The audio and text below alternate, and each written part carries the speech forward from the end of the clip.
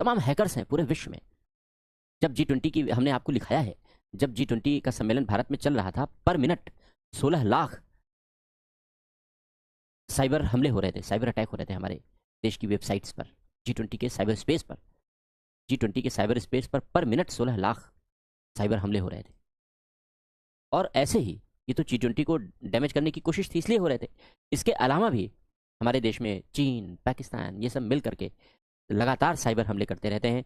DRDO की website पर, इसरो की वेबसाइट पर, डिफेंस मिनिस्ट्री की वेबसाइट पर, तमाम इस तरीके की जो हमारे बड़े वल्नरेबल सेटअप्स हैं, इस्टेब्लिशमेंट हैं, उन सब पर ये लगातार हमले करते रहते हैं, जिससे कि हमारी सिक्योरिटी को थ्रेट पहुंचाया जा सके, साइबर सिक्योरिटी को थ्रेट पहुंचाया जा सके। स्वाभाविक सी बात है, चिंता का विषय है, गंभीर विषय है। इसलिए हमें इन विषयों पर ध्यान देना होगा। और कभी कभी ये पहुंच जाते हैं, जैसे देखो एम्स के सारी डेटा इन लोगों ने हैक कर लिए। रैंसमवेयर एक मेलवेयर है, सॉफ्टवेयर होता है एक तरीके का, उसको मेलवेयर कहते हैं, गंदा सॉफ्टवेयर है, वायरस कहते हैं बोलचाल की भाषा में।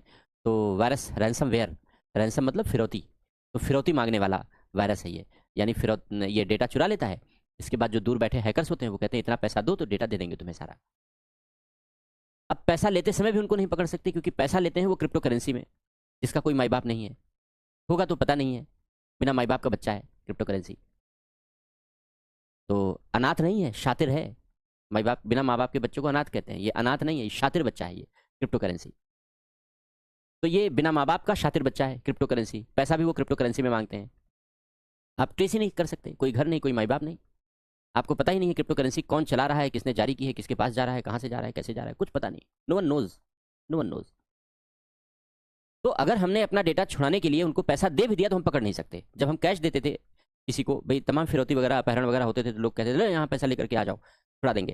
तो जब पैसा लेकर के जाते थे, ट्रेस कर लेते थे कौन मांग रहा है, कैसे मांग रहा है, बैंक में मांग रहा है तो बैंक डिटेल से निकाल लेते थे। लेकिन अब तो क्रिप्टो करेंसी एक ऐसा साधन बन गया आतंकियों के हाथ में कि कुछ भी कर सकते हैं उसके माध्यम से।